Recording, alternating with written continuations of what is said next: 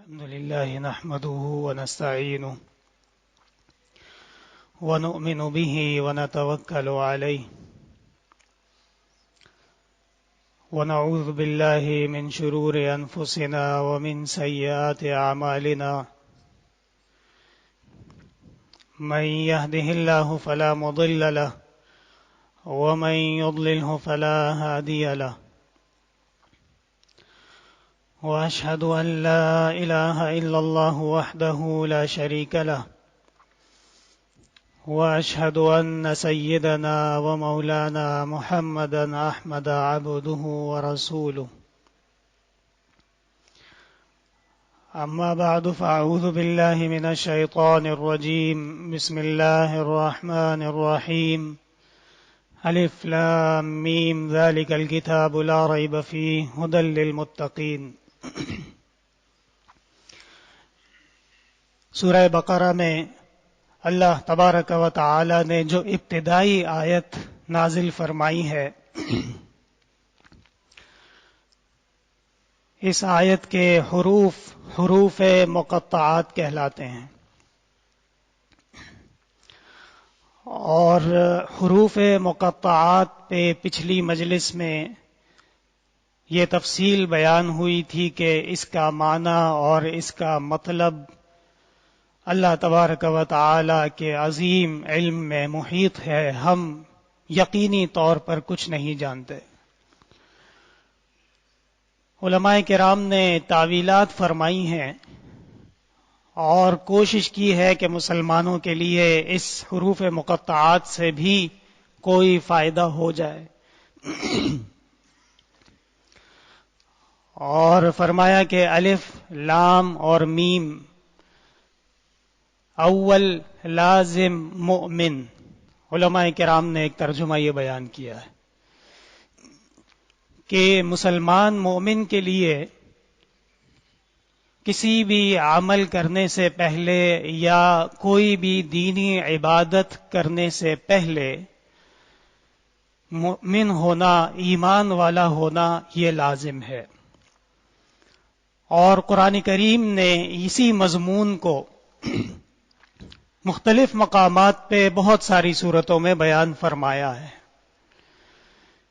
کہ وہ لوگ جو دنیا کی زندگی میں اپنے خیال میں نیکی کرتے ہیں اور اس دنیا میں بھلے کام کرنے کی کوشش کرتے ہیں، اور وہ یہ سمجھتے ہیں کہ ہمیں اس کے بدلے اجر ملے گا، ثواب ملے گا، اور ہمارا خالق اور رب اس سے راضی ہوگا، تو ان تمام انسانوں کے لیے قرآن نے یہ پیغام دیا ہے کہ ایمان کے بغیر عمل قابل قبول نہیں ہے۔ ایک دفعہ پھر اس بات کی وضاحت کہ یہ علماء کرام نے تفصیلات بیان کی ہیں، تعویلات بیان کی ہیں، اسی طرح لفظ الف اللہ تبارک و تعالی کی ذات مراد، اور لام جبرائیل امین کے نام کے آخر میں آتا ہے، اور میم محمد عربی صلی اللہ علیہ وسلم کے اسم گرامی کا حرف ہے۔ تو ایک تعویل یہ بھی کی گئی ہے کہ شاید اس سے مراد یہ ہو، لیکن ایک انسان کے لیے پورے عالم اور پوری کائنات کی تمام باتوں کا جاننا یہ ضروری نہیں ہے، اور اگر کوئی بہت بڑا عالم ہے، بہت بڑا سائنٹسٹ ہے، بہت بڑا پروفیسر ہے، اور وہ یہ دعویٰ کرے یا اس کا یہ دل چاہے کہ میں قرآن کریم کے حرف بحرف اور لفظ بلفظ کا ترجمہ کروں، تفسیر کروں اور اس کا مطلب سمجھوں، بیان کروں، اللہ تبارک و تعالی نے قرآن کریم میں ایسے متشابہات نازل فرمائے ہیں کہ جن کا مطلب، جن کا معنی وہ مسلمانوں کے لیے بیان کرنا نہ لازم ہے اور نہ ہی کما حقہ ممکن ہے۔ اور اللہ تبارک و تعالی نے اس کتاب میں، جسے ہم قرآن کریم کہتے ہیں، اس کا ایک یہ اعجاز رکھا ہے، اس کی ایک یہ خصوصیت رکھی ہے کہ دنیا کا بڑے سے بڑا عالم آ جائے، بڑے سے بڑا مفتی آ جائے، لیکن الف لام میم کا کیا ترجمہ ہے اس کو مطلب پتہ نہیں ہے اس کا، اور یہیں سے وہ مسئلہ سمجھ لیجئے کہ ایمان اجمالاً بھی ضروری ہے اور ایمان تفصیلاً بھی ضروری ہے. ذالک الکتاب لا ریب فیہ ھدی للمتقین الذین یؤمنون بالغیب. یہ کتاب ہدایت ہے، ہدایت کا خزانہ ہے، کوئی شک و شبہ اس میں نہیں ہے، اور پرہیزگاروں کے لیے یہ ہدایت کا سامان ہے. اب یہ قرآن کریم نے جو فرمایا ھدی للمتقین، یہ ہدایت کا سامان ہے پرہیزگاروں کے لیے، تو پرہیزگار اصل میں وجہ یہ ہے کہ یہاں ایک دینی ادارے میں یا دنیا کی کسی بھی مسجد میں، دینی مدرسے میں، ایک عالم، ایک طالب العلم، ایک دیندار، ایک نمازی جب وہ قرآن کی آیت سنتا ہے، تفسیر سنتا ہے، تو وہ اس کو سمجھ جاتا ہے. تو یہ کیوں؟ اس لیے کہ اس نے تقوی کا راستہ اختیار کیا ہے، اس لیے کہ وہ اللہ اور رسول کے احکام پہلے سے واقف ہے، اس لیے کہ وہ اسلام کی زبان عربیت کو جانتا ہے، اس لیے کہ اس نے ایسا راستہ اختیار کیا ہے جو تقوی کا راستہ ہے. اور یہ قرآن کا عجیب معجزہ ہے کہ جو تقوی کا راستہ اختیار کر لے، قرآن کریم کا سمجھنا، قرآن کریم کے معانی، قرآن کریم کے مطالب عام آدمی سے زیادہ اس کو سمجھ میں آتے ہیں. الف لام میم ذالک الکتاب لا ریب فیہ، یہ کتاب ہے، اس میں کوئی شک و شبہ کی گنجائش تک نہیں ہے. ذالک تعظیم کے لیے، ذالک عموماً عربی میں دور کے لیے استعمال ہوتا ہے، اور صاحب بیضاوی نے جو تنقیح فرمائی ہے طلباء کرام جانتے ہیں، اس کا خلاصہ یہ ہے کہ ہم اردو میں بھی کہتے ہیں کہ یہ وہ کتاب ہے، یہ وہ عظیم چیز ہے. ذالک الکتاب، یہ وہ بڑی کتاب ہے، لا ریب فیہ، جس میں شک اور شبہ کی، کھٹکے کی اور کسی قسم کی غیر یقینی کی گنجائش نہیں ہے. ریب ایسے شک کو کہتے ہیں جو بار بار آتا جاتا ہوں. فہم فی ریبہم یترددون، اللہ نے قرآن میں کفار کے بارے میں فرمایا یہ اپنے شکوک اور شبہات میں الٹتے پلٹتے رہتے ہیں. ھدی للمتقین، ہدایت ہے پرہیزگاروں کے لیے. ہدا سیدھا راستہ، ہدا دین کا راستہ، ہدا اللہ کے احکام کے نازل کردہ راستہ، للمتقین، پرہیزگاروں کے لیے. اس کی کیا وجہ ہے؟ اگر قرآن کریم پہ آپ نظر ڈالیں، یا ایھا الذین آمنوا اتقوا اللہ حق تقاتہ، اے ایمان والو تم اللہ کا تقوی اختیار کرو، پرہیزگاری اختیار کرو، نیکی اختیار کرو. ولا تموتن الا وانتم مسلمون، اور تم مرنا نہیں مگر یہ کہ مسلمان ہو. علماء کرام نے فرمایا کہ اگر کوئی یہ چاہے کہ حالت مرنے کی جب ہو اور روح نکل رہی ہو، اس حالت میں ایمان پر مرے، تو اس کے لیے آیت کا پہلا جز لازم ہے، اتقوا اللہ حق تقاتہ. اگر تقوی اختیار کیا جائے، پرہیزگاری اختیار کر لی جائے، نیکی اختیار کر لی جائے، فلا تموتن الا وانتم مسلمون، تو اس آیت کی برکت اور اس آیت کی تفسیر سے یہ پتہ چلتا ہے کہ وہ آدمی ایمان کی حالت پر جائے گا. قرآن کریم نے تقوی کو مسلمان کے لیے منشور قرار دیا ہے. مسلمان کے لیے کانسٹیٹیوشن وہ تقوی ہے. ان اکرمکم عند اللہ اتقاکم. ہمارے ہاں نہ گورے کو کوئی فضیلت، نہ کالے کو کوئی فضیلت، نہ کسی اور کو کوئی درجہ. ہاں دین اسلام میں اللہ کے ہاں سب سے محبوب اور سب سے بڑا آدمی وہ ہے جو زیادہ اللہ سے ڈرنے والا ہے.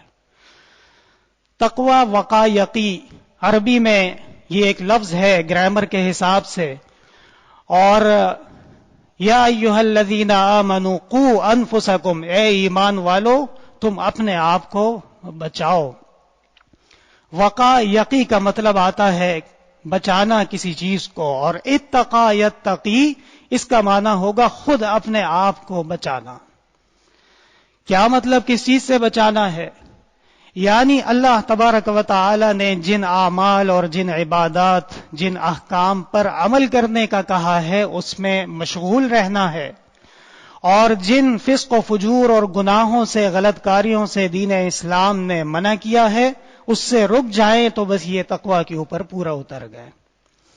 اس میں تمام چیزیں آ جاتی ہیں، اس میں عبادات بھی آ جائیں گی، اس میں نکاح اور طلاق بھی آ جائے گا، اس میں معیشت اور معاشرت بھی آ جائے گی، اور اسی طرح جتنے بھی زمانے کی ناکردنیاں ہیں، گناہ ہیں، برے کام ہیں، وہ نہی عن المنکر میں آ جائیں گے۔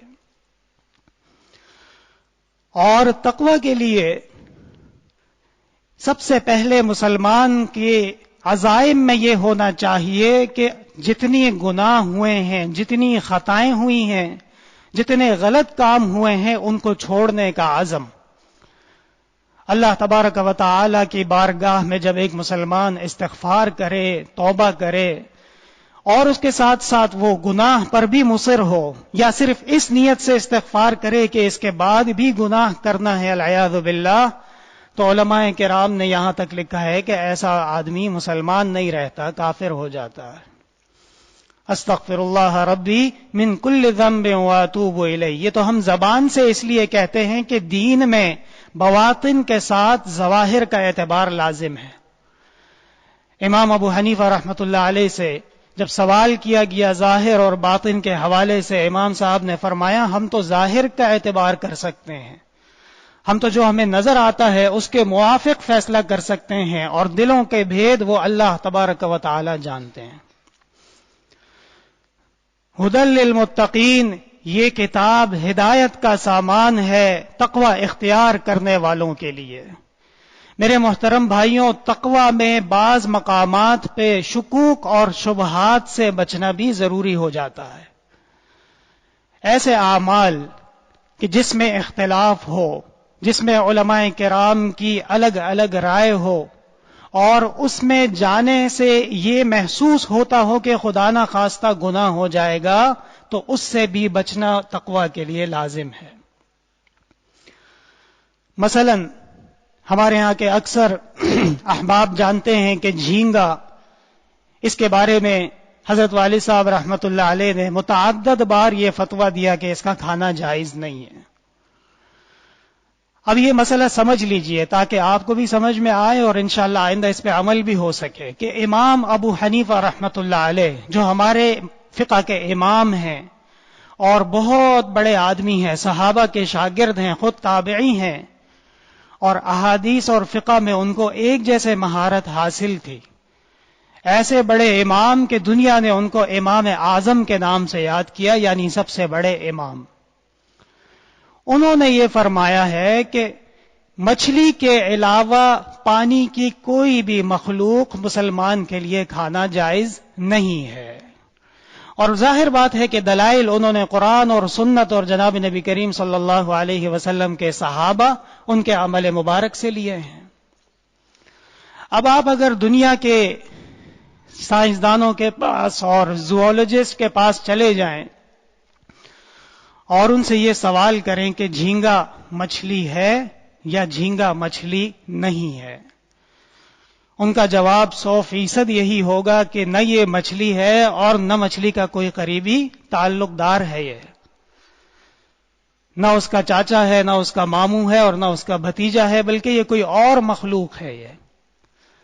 اور امام اعظم رحمت اللہ علیہ کا مسلک بالکل واضح ہے کہ سمندر کے اندر یا پانی کے اندر پائی جانے والی مچھلی کے علاوہ چیزیں ان کا نہ کھانا یہ مسلمان کے لیے ضروری ہے۔ اور حضرت مولانا رشید احمد گنگوہی رحمت اللہ علیہ نے فتاوی رشیدیہ میں جو جھینگے سے متعلق حرام کا لفظ لکھا ہے، اس کی مین اور اہم ترین دلیل وہ یہی ہے۔ اب ایک مسلمان کے سامنے جھینگا پیش کیا جاتا ہے، اس کا کھانا لازم نہیں ہے، لیکن بعض ائمہ اور ہمارے بزرگ اور اسلافوں نے اس سے منع کیا ہے، تو ایسی چیزوں سے بچنا ضروری ہے۔ دوسری مثال سمجھ لیجئے کہ آج کل ہمارے ملک میں ہر جگہ، ہر گلی میں، ہر روڈ پہ ایک برانچ کھولی جاتی ہے اور اس کے اوپر لکھ دیا جاتا ہے اسلامک بینکنگ، یعنی اس بینک میں جو ہے وہ اسلامی اصول اور قواعد کے مطابق بینکنگ کی جا رہی ہے۔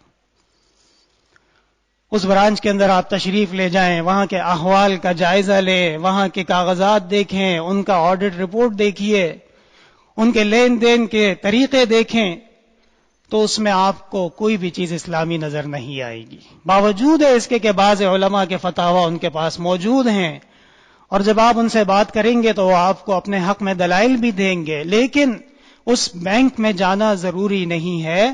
البتہ اگر اس سے بچ لیا جائے تو پاکستان کے وہ 400 علماء جو جامعہ عربیہ احسن العلوم میں آ کے جنہوں نے یہ فتویٰ دیا کہ یہ اسلامی بینکنگ نہیں ہے، بچنے میں بہت بہتری ہے. ایسے بہت سے مسائل ہیں کہ اس میں حرام اور حلال یہ ایک الگ مقام ہے. اگر اس میں کراہت تک آ جائے تب بھی وہاں پہ اس عمل سے بچنا ضروری ہو جاتا ہے. ہمارے مسلمان بھائی مسجدوں میں تشریف لاتے ہیں نماز کے لیے، بہت اچھی بات ہے، اللہ تعالیٰ اور توفیق عطا فرمائے. لیکن آستین کھلے ہوئے ہیں، سر پہ ٹوپی نہیں ہے، اور لباس بھی ایسا ہے کہ شریعت میں اس لباس کو پسند نہیں کیا گیا. ان سے کہا جائے کہ آپ سنت پہ عمل کر لیں، اپنے لباس کو درست کر لیں، ٹوپی پہن لیں، سر ڈھک لیں، اس کی کیا وجہ ہے؟ یہ حرام اور حلال کے مسائل نہیں ہیں. ایک صاحب نے یہاں ایک مجھ سے کہا کہ بغیر ٹوپی کی نماز ہو جاتی ہے، تو میں نے ان سے کہا کہ ٹھیک ہے، پھر میرا ایک سوال ہے، کیا بغیر شلوار کے نماز نہیں ہوتی؟ صرف قمیض کسی نے لمبی پہنی ہوئی ہو بالکل ہو جائے گی، بلکہ حدیث میں ثابت ہے ایک کپڑے میں نماز. لیکن یہ آداب کے خلاف ہے، یہ مناسب نہیں ہے، اور یہ تقوی کے مقام کے حصول میں رکاوٹ بنتا ہے. ذالک الکتاب لا ریب فیہ، یہ عظیم کتاب جس میں کوئی شک و شبے کی گنجائش نہیں ہے، ھدی للمتقین، یہ ہدایت کا گنجینہ ہے پرہیزگاروں کے لیے. ایک آدمی سارا دن قرآن کریم اٹھا کے پڑھے اور قرآن کریم کی تلاوت کرے، لیکن وہ پرہیزگاری کے قریب سے نہیں گزرا اور اس کو تقوی کی ہوا نہیں لگی، تو آپ چلے جائیں آکسفورڈ میں، MIT میں، اور اس کے علاوہ بڑے بڑے یہ تعلیمی اداروں میں، وہاں آپ کو پروفیسر ملیں گے، محققین ملیں گے جو قرآن اور سنت پہ تحقیق کرتے ہیں. حضرت والد صاحب رحمۃ اللہ علیہ جب دورہ تفسیر پڑھا رہے تھے تو ان کی خدمت میں ایک دفعہ ایک فون آیا نیو یارک امریکہ سے، اور انہوں نے سلام دعا کے بعد حضرت والد صاحب کے سامنے کچھ سوالات رکھے کہ آپ سورہ فاتحہ کی تفسیر میں پڑھاتے ہیں غیر المغضوب علیہم ولا الضالین، کہ یہ یہود اور نصارہ مراد ہیں. اس سے اللہ تعالیٰ کا غضب اور گمراہ وہ یہودی اور نصرانی عیسائی ہیں. تو اس کی کیا وجہ ہے؟ یہ آپ کیوں کہتے ہیں؟ حالانکہ یہود دنیا کے مال پہ قابض ہیں، یہود کے پاس ٹیکنالوجی ہے، یہود کے پاس وسائل ہیں، اور اس وقت موجودہ دنیاوی لحاظ سے جو ترقی یافتہ ساز و سامان ہے تقریباً سب پر ہی یہود کا قبضہ ہے. تو حضرت والد صاحب رحمۃ اللہ علیہ نے ان کو جواب دیا کہ دیکھیے، یہود کا قصور یہ نہیں ہے کہ وہ دنیا میں آگے بڑھ رہے ہیں، ترقی کر رہے ہیں، بلکہ یہود کی 2 طبقے ہیں، اور دین اسلام نے ایک طبقے کی تعریف کی ہے، یعلمہ علماء بنی اسرائیل. قرآن کہتا ہے بعض مسائل کے بارے میں کہ یہ بنی اسرائیل کے علماء جانتے ہیں. وَإِنَّ مِنْ أَهْلِ الْكِتَابِ لَمَنْ يُؤْمِنُ بِاللَّهِ، اور ان اہل کتاب میں، ان یہودیوں میں، ان نصرانیوں میں ایسے لوگ بھی ہیں جو اللہ اور اس کے رسول پر، اپنے زمانے کے رسول پر ایمان رکھتے ہیں.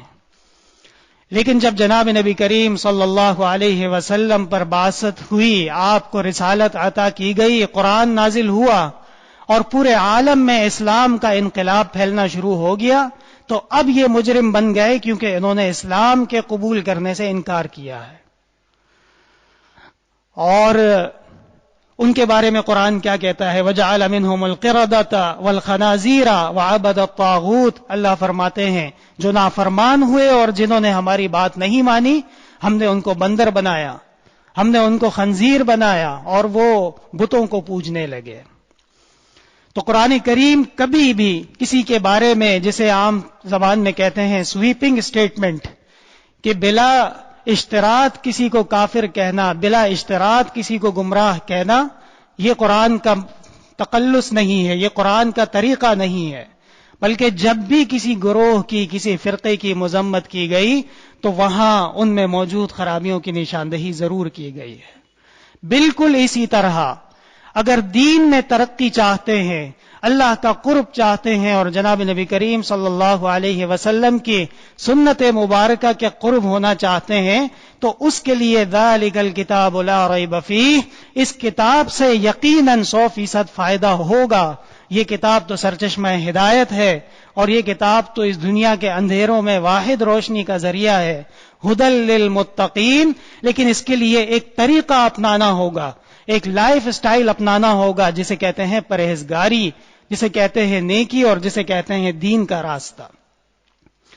الذین یؤمنون بالغیب، یہ وہ لوگ ہیں، دیکھیے متقین کی تعریف قرآن کریم خود کر رہا ہے، خود سمجھا رہا ہے، یہ وہ لوگ ہیں جو ایمان لائے ہیں غیب پر۔ مسلم شریف میں بھی، مسند احمد میں بھی حدیث ہے، جناب نبی کریم صلی اللہ علیہ وسلم نے صحابہ کرام سے سوال کیا، اتدرون اخواننا، کیا تم ہمارے بھائیوں کو جانتے ہو؟ صحابہ کرام نے کہا کہ حضرت ہم آپ کے ساتھ رہتے ہیں، ہم آپ کے بھائی ہیں۔ آپ صلی اللہ علیہ وسلم نے فرمایا، انتم اصحابی، تم تو میرے صحابہ ہو، اتدرون اخواننا، کیا میرے بھائیوں کو جانتے ہو؟ صحابہ کرام نے جواب دیا کہ اللہ اور اس کے رسول ہی جانتے ہیں، ہمیں نہیں معلوم کہ کس کے بارے میں بات ہو رہی ہے۔ فرمایا، اتدرون اخواننا الذین یأتون بعدنا ولم یرونا ویؤمنون بنا، کیا ہمارے ان بھائیوں کو جانتے ہو جو ہمارے بعد آئیں گے اور انہوں نے ہمیں نہیں دیکھا ہوگا لیکن وہ ہم پر ایمان لائیں گے؟ جناب نبی کریم صلی اللہ علیہ وسلم نے مسلمان کو جو آپ صلی اللہ علیہ وسلم کو دیکھ نہ سکا، اس کی تسلی کے لیے اور اس کے رفع درجات کے لیے کتنا بڑا جملہ عطا فرما دیا کہ تدرون اخواننا، وہ میرے بھائی ہیں۔ اور پیغمبر کو بھائی کا مقام دینا یہ کوئی خلاف سنت یا کوئی خلاف شرع بات نہیں ہے۔ یہ مسئلہ آپ غور سے سن لیجئے، کبھی نہ کبھار آپ کو ایسے لوگ ٹکرائیں گے جو انگریز کے زرخرید غلام، اہل بدعت اور ناکارہ اعمال کرنے والے۔ حضرت شاہ اسماعیل شہید رحمت اللہ علیہ نے جب کتاب لکھی اور اس میں یہ فرمایا کہ پیغمبر کی اطاعت، پیغمبر کا احترام، پیغمبر کا مقام ایسے کرو جیسے اپنے بڑے بھائی کا کرتے ہو، تو حضرت شاہ اسماعیل کے خلاف ان زرخرید غلاموں نے فتوے دیے اور ان کو کافر قرار دے دیا۔ کہتے ہیں بھوکے سے پوچھو کہ 2 اور 2 کتنا ہوتا ہے، تو وہ جواب میں کہتا ہے 4 روٹیاں، کیونکہ اس کے ذہن میں وہی چل رہا ہوتا ہے۔ حضرت شاہ صاحب سے ان کی دشمنی، حضرت شاہ صاحب سے ان کا حسد، وہ اس وجہ سے نہیں ہے کہ انہوں نے پیغمبر کو بھائی کہا۔ کیا تم اندھے ہو گئے تھے؟ قرآن میں بھائی کہاں کہاں کہا گیا ہے؟ وَإِلَىٰ مَدْيَنَ أَخَاهُمْ شُعَيْبًا، ہم نے مدین کی طرف ان کے بھائی شعیب کو بھیجا۔ وَإِلَىٰ عَادٍ أَخَاهُمْ هُودًا، اور ہم نے عاد کی طرف ان کے بھائی ہود کو بھیجا۔ وَإِلَىٰ ثَمُودَ أَخَاهُمْ صَالِحًا، اور ہم نے ثمود کی طرف ان کے بھائی صالح کو بھیجا۔ تو جناب نبی کریم صلی اللہ علیہ وسلم نے بعد میں آنے والی امت کو اپنا بھائی قرار دیا ہے، تو اس میں تو بہت بڑی تبرک کی بات ہے، بہت بڑی سعادت کی بات ہے، یہ نہیں کہ ان کے خلاف فتاوی دے دیے جائیں۔ ایک کتاب لکھی گئی ہے بدعتیوں کی طرف سے اطیب البیان کے نام سے، اور وہ حقیقت میں حضرت شاہ اسماعیل شہید رحمت اللہ علیہ کی کتاب تقویت الایمان کا رد ہے۔ تقویت الایمان، حضرت والی صاحب رحمت اللہ علیہ فرماتے تھے جس گھر میں تقویت الایمان ہوتی ہے اس گھر میں کوئی بے ایمان نہیں ہوتا ہے۔ یہ ایسی کتاب ہے کہ اس میں حضرت شاہ صاحب نے دین کو اور غیر دین کو الگ الگ کر دیا ہے۔ جو دین تھا اس کو مسلمانوں کے سامنے واضح فرمایا، نماز ہے، روزہ ہے، حج ہے، زکوٰۃ ہے، نیک اعمال ہے، نوافل ہیں۔ اور جو دین نہیں تھا، جو بدعات تھیں، جو لایعنیات تھیں، جو خرافات تھیں، جو نہ خود جناب نبی کریم صلی اللہ علیہ وسلم نے فرمائی، نہ صحابہ نے فرمائی، نہ صحابہ کے سامنے ہوئی، نہ صحابہ نے دیکھی، ایسے تمام اعمال کو بدعت اور دین سے ہٹا ہوا قرار دیا ہے۔ تو میرے محترم بھائیوں، آپ حضرات بھی یہ بہت ضروری ہے، اس لیے کہ سب سے پہلے ایمان معتبر ہے اور اس کے بعد آنے والے تمام مسائل سے بحث ہوتی ہے۔ ایمان کس چیز کا نام ہے؟ हुआ तस्दीक़ बिमा जाअ बिही अन्नबी सल्लल्लाहु अलैहि वसल्लम इजमालन बिमा जाअ बिही इजमालन व तफसीलन बिमा जाअ बिही तफसीला। तर्जुमा यह है कि ईमान नाम है उस तस्दीक का, उस तस्लीम का, उस बात के इकरार का जो जनाब नबी करीम सल्लल्लाहु अलैहि वसल्लम लेकर तशरीफ लाए हैं। अब इन अहकाम में किस्में हैं, एक इजमाली और दूसरा तफसीली। बहुत सारी ऐसी बातें हैं, बहुत सारी ऐसी शरीयत के अहकाम हैं जिनमें जनाब नबी करीम सल्लल्लाहु अलैहि वसल्लम ने तफसीलात बयान नहीं फरमाई हैं। सहाबा किराम के वाक़यात हैं, इसी तरह अंबिया किराम मिनहुम मन क़ससना अलैका व मिनहुम मन लम नक़सुस अलैक। बहुत से ऐसे नबी हैं जिनका हमने आपके सामने जिक्र तक नहीं किया है, उन पे भी हमारा ईमान है। वो मुसलमान नेक लोग, वो भी हमारे बुजुर्ग और असलाफ हैं जिन्हें हम नहीं जानते। और तफसील जो शराए हैं, जो अहकाम हैं, जो मसलन नमाजें हैं, फ़िक़्ह है, मसाइल हैं, ये सारी की सारी ये शरीयत के अहकाम की तफसील है। तो मेरे मोहतरम भाइयों, ईमान हर वो शे, हर वो तालीम, हर वो खबर, हर वो वही जो जनाब नबी करीम सल्लल्लाहु अलैहि वसल्लम पर नाजिल हुई, आपने उम्मत को पहुंचाई, ख्वाह वो इजमाली हो हम उस पे भी ईमान रखते हैं, ख्वाह वो तफसीली हो हम उस पे भी ईमान रखते हैं। हुदल लिल मुत्तकीन, ये किताब गंजीदा हिदायत है परहेजगारों के लिए। अल्लज़ीना युमिनूना बिल गैब, वो जो ईमान लाए गैब पर, यानी अल्लाह की किताब पर, पैगंबर सल्लल्लाहु अलैहि वसल्लम पर, जिब्राईल पर, कुरान की आयात पर। मा गाब अनिल बसर, अरबी में कहते हैं कि जो नजर नहीं आया वो गैब होता है। तो हमने पैगंबर सल्लल्लाहु अलैहि वसल्लम को नफ्स नफीस नहीं देखा, हमने जिब्राईल को नहीं देखा, हमने कुरान की आयात के नुज़ूल का मुशाहदा नहीं किया, हमने जन्नत और जहन्नम नहीं देखी, हमने अल्लाह तबारक व तआला की जात को अपनी आंखों से नहीं देखा। उसके बावजूद एक मुसलमान मोमिन के यकीन और तस्दीक में एक रत्ती भर भी कमी ना आए। अल्लज़ीना युमिनूना बिल गैब, ये किताब सरासर गंजीदा हिदायत है उन मुसलमानों के लिए जो गैब पर ईमान लाते हैं। आजकल लोग निकले हैं बड़े सरकश किस्म के, अकल के गुलाम, अपने आप को एथियस्ट कहते हैं कि हमारा कोई मजहब नहीं है, और हम जब तक किसी चीज को आंखों से न देख लें और साइंस से साबित न कर लें, हम उसको मानने के लिए तैयार नहीं हैं। उनसे यह सवाल कर लिया जाए कि आया आपने अपनी पैदाइश अपनी आंखों से देखी है? क्या आपका जिस्म जब अल्लाह के हुक्म से अपने वजूद में आ रहा था, कुरान ने उसकी भी तफसील बयान की है कि मुद्गा वो खून का एक लोथड़ा होता है, फिर उसमें गोश्त आ जाता है, फिर उस पर हड्डियां आ जाती हैं, और फिर उसके बाद वो मुकम्मल हो के एक इंसान की सूरत में निकलता है। ये हकाइक हैं कि नहीं है? क्या कौम समूद इस दुनिया में गुजरी, उनके बाकियात और हर चीज ये हकाइक हैं या नहीं है? क्या कौम आद ये हकाइक हैं कि नहीं है? जनाब नबी करीम सल्लल्लाहु अलैहि वसल्लम ने जो अहादीस बयान फरमाई हैं, जवामिउल किलम वाली, अशरातुस साआ वाली, यानी क़यामत की अलामात वाली, वो हकाइक आज हमारे सामने हैं कि नहीं है? आप सल्लल्लाहु अलैहि वसल्लम ने फरमाया कि समंदर के नीचे, जमीन के नीचे आग है, आज वो हकाइक हैं कि नहीं है? तो पूरे के पूरे हकाइक जब आप तस्लीम करते हैं तो उसके बाद ये सवाल क्यों किया जाता है कि अल्लाह कहाँ है, रसूल कहाँ है, फरिश्ता कहाँ है? अगर वो हकाइक तस्लीम किए जाते हैं तो फिर इनको भी सच्चा मानो। अगर इनको सच्चा नहीं मानते तो फिर अपने वजूद का इनकार करो। तुम आज तक पैदा ही नहीं हुए इसलिए कि तुमने अपने हाथों से नहीं किया। यहां वो दजल और फरेब शुरू कर देते हैं कि जी ये तो कुदरत का काम है। कुदरत से कभी मुझे तो करोड़ों रुपए नहीं मिले, कुदरत से कभी आपके लिए फैक्ट्री तो तैयार नहीं हुई, कुदरत ने खुद बखुद आपके लिए बंगला तो तैयार नहीं किया, लेकिन हां इतनी बड़ी दुनिया जिसमें 200 ममालिक और अरबों इंसान रहते हैं वो कुदरत ने खुद बखुद बना लिया। ये बेकार बातें हैं, अकल के गुलाम। और ضرورت سے زیادہ اغیار کی تعلیمات سے جب انسان متاثر ہو جاتا ہے تو پھر وہ اس قسم کی باتیں کرتا ہے۔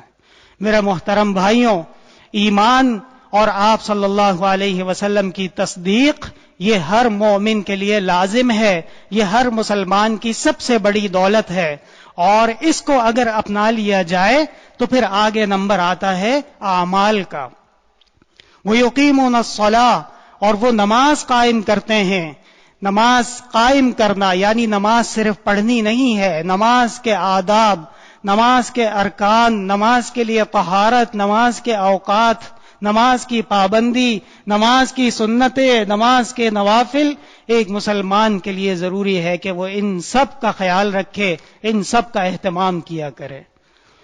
مؤذن جب اقامت کہتا ہے تو وہ قد قامت الصلاۃ، نماز قائم ہو چکی ہے۔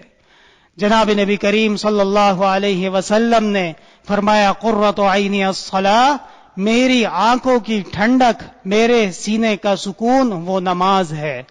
آپ صلی اللہ علیہ وسلم اپنی زندگی مبارک میں جہاں پر بھی آپ موجود ہوتے تھے ہمہ وقت نماز کی طرف متوجہ ہوا کرتے تھے، اور یہاں تک کہ جب آپ صلی اللہ علیہ وسلم کو حکم فرمایا گیا وَإِذَا قُمْتَ فِيهِمْ فَأَقَمْتَ لَهُمُ الصَّلَاةَ، اے پیغمبر جب آپ امت میں موجود ہوں تو آپ نماز پڑھایا کریں، آپ نماز کے قیام میں آگے ہوا کریں۔ اور آپ صلی اللہ علیہ وسلم امام الانبیاء ہیں، امام الامت ہیں، اور آپ صلی اللہ علیہ وسلم کا مقام وہ دنیا کی کسی بھی امامت سے کہیں بڑھ کر ہے۔ تو اس سلسلے میں نماز کا قیام، آپ صلی اللہ علیہ وسلم نے فرمایا مروا اولادکم بالصلاۃ وہم ابناء 7 سنین، اپنے بچوں کو نماز کا حکم دو جبکہ وہ 7 سال کے ہوں۔ یہ کس لیے فرمایا؟ اس لیے کہ تربیت وہ اسی وقت سے شروع ہوتی ہے، عادتیں وہ اسی وقت سے بنتی ہیں، عقل اور فہم اسی وقت سے ہی میچیور ہونا اور مضبوط ہونا شروع کر دیتا ہے۔ اگر اس وقت میں اس میں تقویٰ کا عنصر نہ ڈالا جائے تو بعد میں جو اس کے انجام ہوتے ہیں وہ آپ حضرات جانتے ہیں۔ آئے دن مسائل آتے ہیں، مشکلات آتی ہیں، ہمارے مسلمان بھائی آتے ہیں اپنی اولاد کی نافرمانی سے پریشان، اپنی اولاد کے ناکردنیوں سے پریشان، اور میں ان سے پہلا سوال ہی یہ کرتا ہوں کہ کیا آپ نے جب وہ 10 سال کا تھا، جب وہ 7 سال کا تھا، جب وہ 15 سال کا ہوا، دینی تعلیمات اس کو سکھائیں یا نہیں سکھائیں؟ یہ میرا دعویٰ ہے، خدا کی قسم کھا کے میں یہ کہتا ہوں کہ دینی تعلیمات اگر اس کو سکھا دیں تو وہ قرآن کا منکر نہیں ہو سکتا، اور قرآن کہتا ہے وَوَصَّيْنَا الْإِنسَانَ بِوَالِدَيْهِ حُسْنًا، ہم نے انسان کو مطلقاً فرمایا، ہم نے انسان کو نصیحت کی ہے کہ اپنے والدین کے ساتھ نیک سلوک رکھنا ہے۔ ایک مقام پہ فرمایا وَلَا تَقُلْ لَهُمَا اُفْ، ان کے سامنے تم نے اف بھی نہیں کہنا ہے۔ تو یہ قرآن کی تعلیمات کی برکات۔ الذین یؤمنون بالغیب، وہ مسلمان جو ایمان رکھتے ہیں غیب پر، ویقیمون الصلاۃ، اور قائم کرتے ہیں نماز کو، نماز کا قیام۔ جناب نبی کریم صلی اللہ علیہ وسلم مرض الوفات میں جب آپ اپنے حجرہ مبارک میں موجود تھے، نماز کا وقت ہوا، آپ نے فرمایا مرو ابا بکر فلیصلی بالناس، ابو بکر کو کہو کہ وہ نماز پڑھائیں۔ حضرت مولانا انور شاہ کشمیری رحمت اللہ علیہ، جو ہندوستان کے حدیث کے امام اور محدث العصر تھے، انہوں نے ایک مقام پہ لکھا ہے کہ معلوم ہوتا ہے کہ ابو بکر صدیق رضی اللہ تعالی عنہ کو یہ بات معلوم تھی کہ امتی کی امامت پیغمبر کے سامنے جب ہو جائے تو پیغمبر کا کام اب مکمل ہو گیا، سفر آخرت شروع ہو گیا۔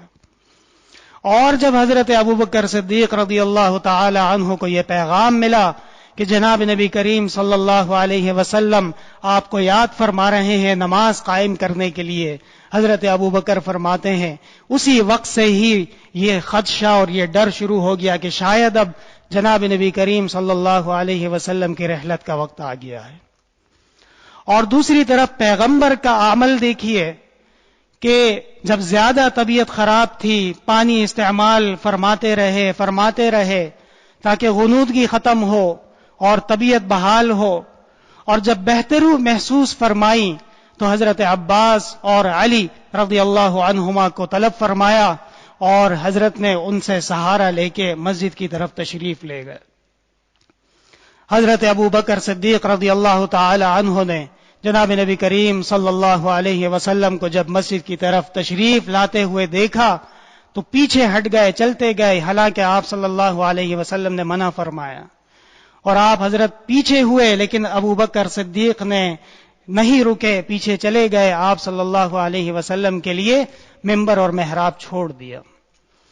وہاں آتا ہے مال ابن ابی قحافہ ان یصلی بین رسول اللہ صلی اللہ علیہ وسلم.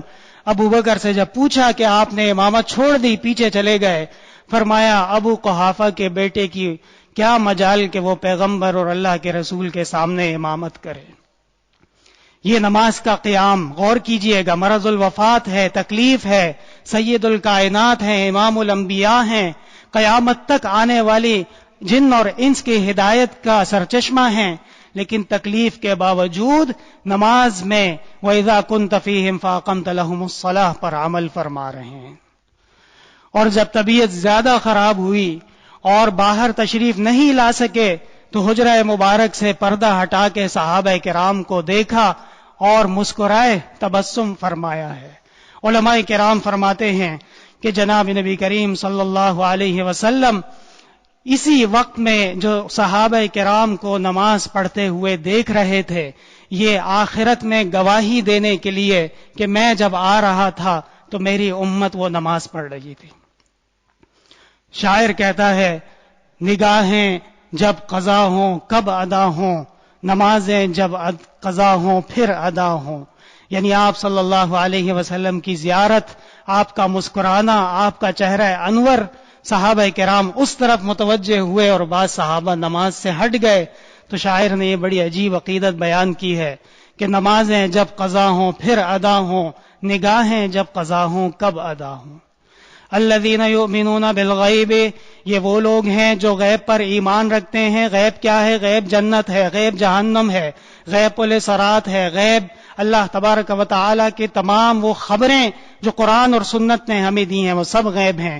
وَيُقِيمُونَ الصَّلَاةَ, اور وہ نماز قائم کرتے ہیں. وَمِمَّا رَزَقْنَاهُمْ يُنْفِقُونَ, اور ہم نے جو ان کو دیا ہے اس میں سے خرچ کرتے ہیں. یہ اعمال کا نمبر آ رہا ہے. پہلے ایمان کی تفصیلات بیان ہو گئیں. اللہ تبارک و تعالی نے جس طرح ہم پہ نماز فرض فرمائی ہے اسی طرح ہم پہ مالی عبادات بھی فرض فرمائی ہیں. اس کے پھر درجات ہے, فرض زکوٰۃ ہے, واجب نذر ہے, اور نوافل وہ صدقے ہیں, خیرات ہے, لوگوں کی مدد کرنا ہے. وَمِمَّا رَزَقْنَاهُمْ يُنْفِقُونَ, اور ہم نے جو ان کو عطا کیا ہے اس میں سے وہ خرچ کرتے ہیں. مسلمانوں کے لیے اشارہ ہے کہ تمام اموال, دنیا کی نعمتیں اور دنیا کی تمام چیزیں, اس کا کوئی مالک نہیں ہے, اللہ تبارک و تعالی ہی اس کے مالک ہیں. اللہ تبارک و تعالی نے دین فرمائی ہے, دین اس کی ہے مگر ایک ذریعہ انسان, دین اس کی ہے مگر ایک ذریعہ انسان, دست انسان سے انسان کو خدا دیتا ہے. یہ اللہ تبارک و تعالی کا یہ عجیب نظام ہے کہ اپنے مسلمان مومنین کے اوپر یہ لازم فرمایا کہ تمہیں جو میں نعمتیں دے رہا ہوں, تمہیں جو راحتیں دے رہا ہوں, تمہیں جو اموال دے رہا ہوں, اس میں سے خرچ کرنا ہے. یہ اسلام کے اصول اور اسلام کی بنیادی قواعد میں سے ہے.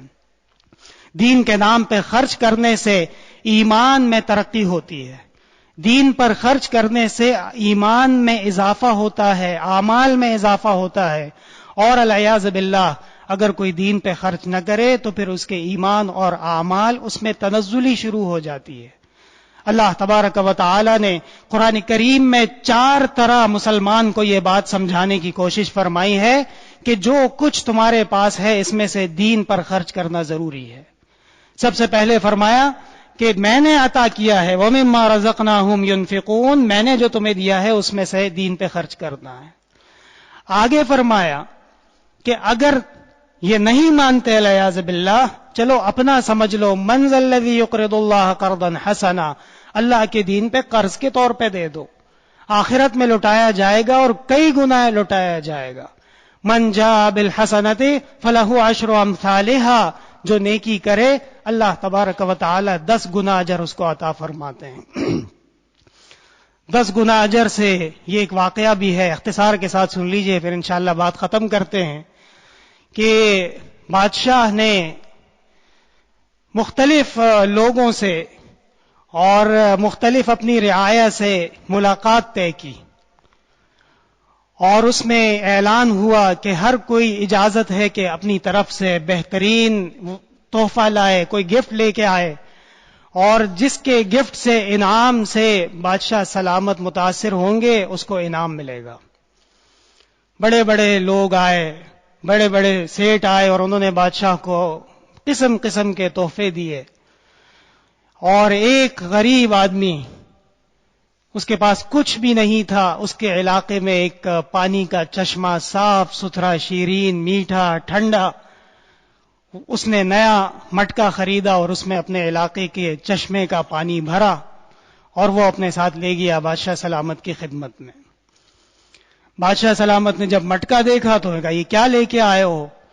کہنے لگے کہ میرے علاقے میں میرے گاؤں میں پانی کا چشمہ ہے، میٹھا بھی ہے، خوبصورت بھی ہے، شیرین بھی ہے، ٹھنڈا بھی ہے، اور مجھے یقین ہے کہ اس چشمے کا پانی آپ نے نہیں پیا ہے۔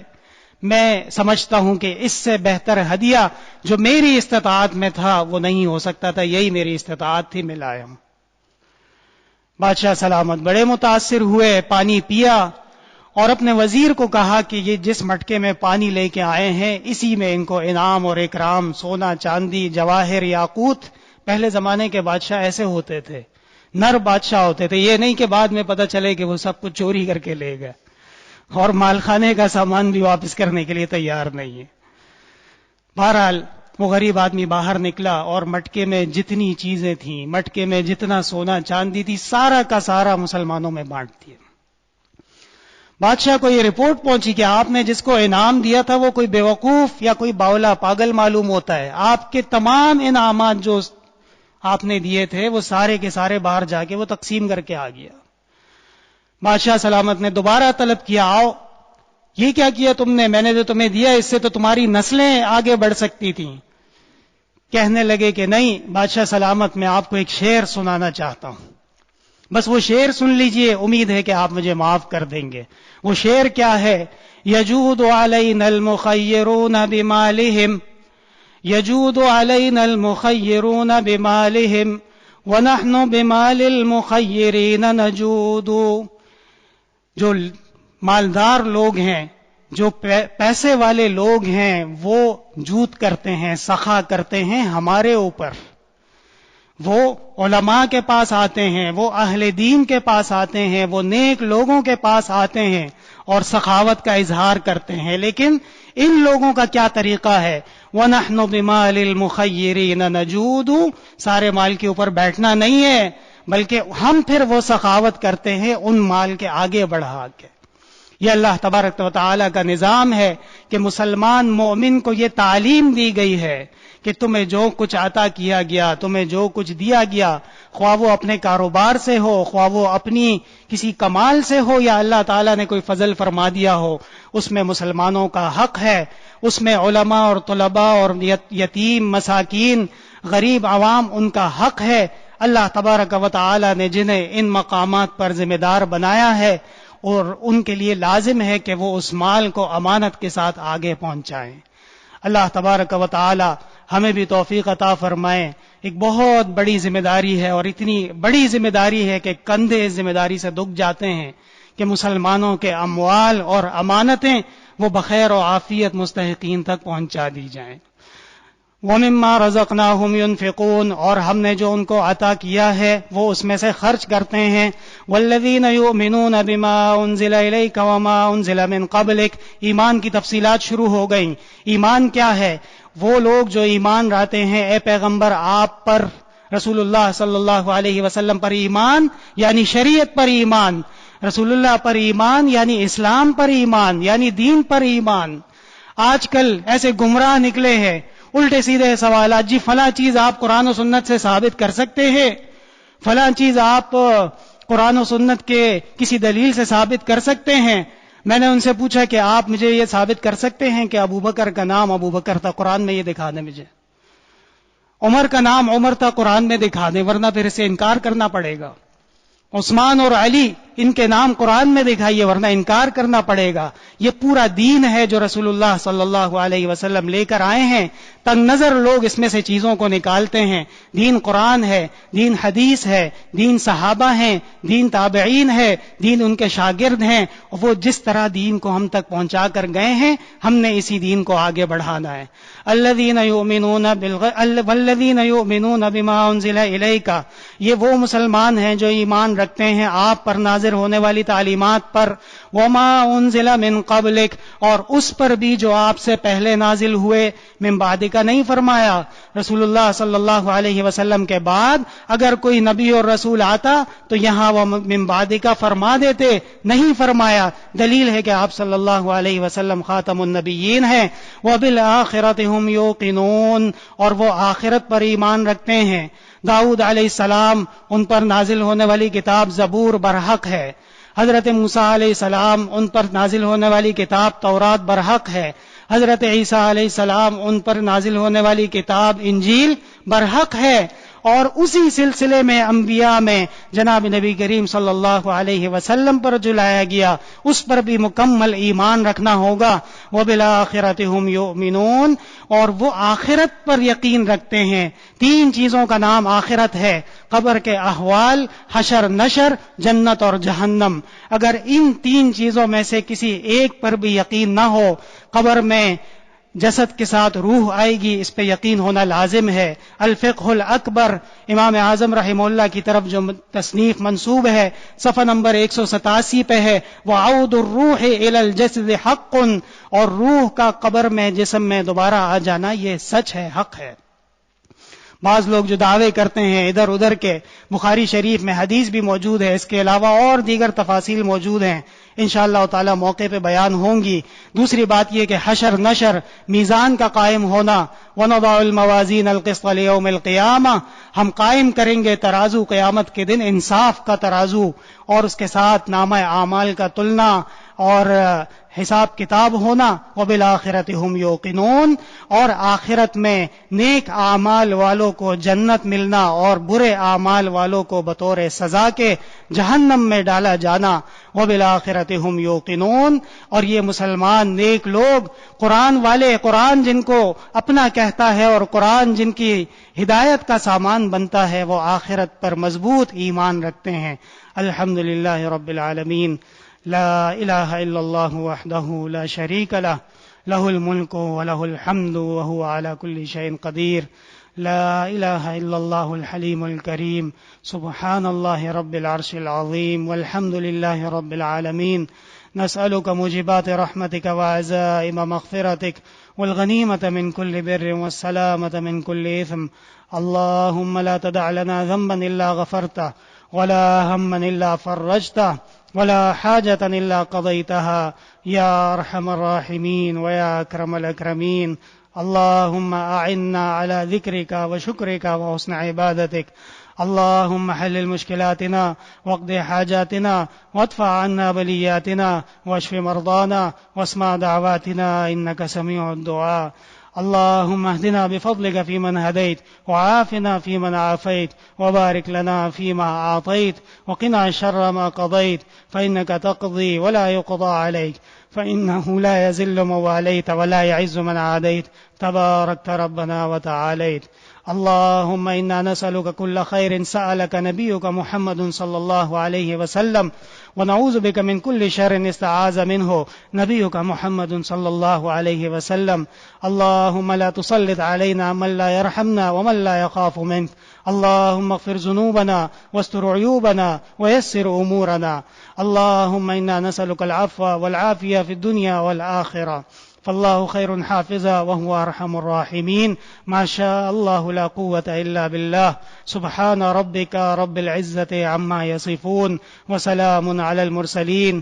آج ہمارے کراچی شہر میں ایک بڑے عالم دارالعلوم کراچی کے استاد جو انتقال فرما گئے، ان کے حق میں دعا فرمائیں. اللہ تعالیٰ ان کو جنت الفردوس میں اعلیٰ مقام عطا فرمائیں، اور جامعہ دارالعلوم کراچی اور ان کے تمام رفقا کو اللہ تعالیٰ صبر جمیل عطا فرمائیں. صلی اللہ تعالی علی خیر خلقہ محمد وعلی آلہ وصحبہ اجمعین.